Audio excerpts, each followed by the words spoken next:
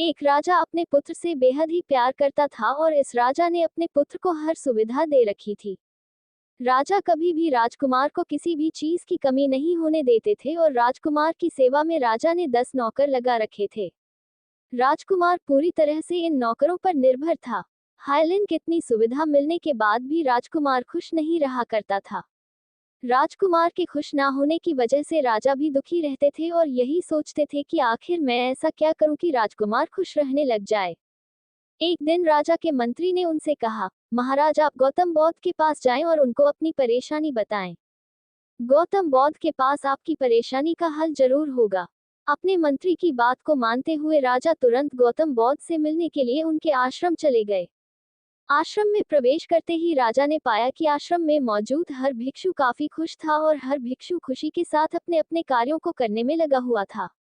कुछ देर बाद राजा गौतम बुद्ध से मिलते हैं और गौतम बुद्ध से कहते हैं, मैंने अपने बेटे को हर सुविधा दे रखी है और हर वक्त नौकर मेरे बेटे की सेवा में लगे रहते हैं, लेकिन इसके बाद भी मेरा पुत्र खुश नहीं रहता है।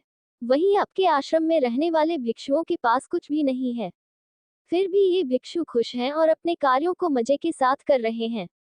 भला ऐसा क्यों? भगवान गौतम बुद्ध ने राजा के इस सवाल का उत्तर देते हुए कहा, जिन लोगों के जीवन में सुविधाएं होती हैं वो लोग इन सुविधाओं को खोने के डर से हमेशा परेशान रहते हैं और इस परेशानी के कारण वो खुश नहीं रहते हैं। वहीं जो लोग खुशी के साथ सुविधाओं का त्याग कर देते हैं, वो लोग सदा ही खुश रहते हैं।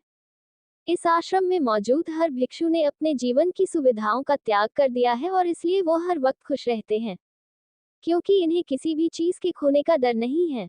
वहीं आपके पुत्र जो कि एक राजकुमार है, वो हर वक्त सुविधाओं से घिरे रहते हैं, जिसके चलते उनके मन में सदा ये डर और चिंता रहती है कि उनके जीवन से ये सुविधाएं कोई छीन ना ले। इस डर और चिंता के कारण ही वो दुखी रहते हैं। जिस दिन राजकुमार उनको मिली सभी सुविधाओं का त्याग सच्चे मन से कर देंगे, उस दिन उनके जीवन से डर और चिंता दूर हो जाएगी और वो भी इन भिक्षु की तरह खुश रहने लग जाएंगे। गौतम बुद्ध की बात सुनकर राजा को समझ आ गया कि उनके द्वारा राजकुमार को दी गई इतनी सारी सुविधाओं के कारण ही राजकुमार दुखी रहते हैं। इसलिए राजकुमार को जितनी कम सुविधा दी जाए वो उतना ही खुश रहने लग जाएगा।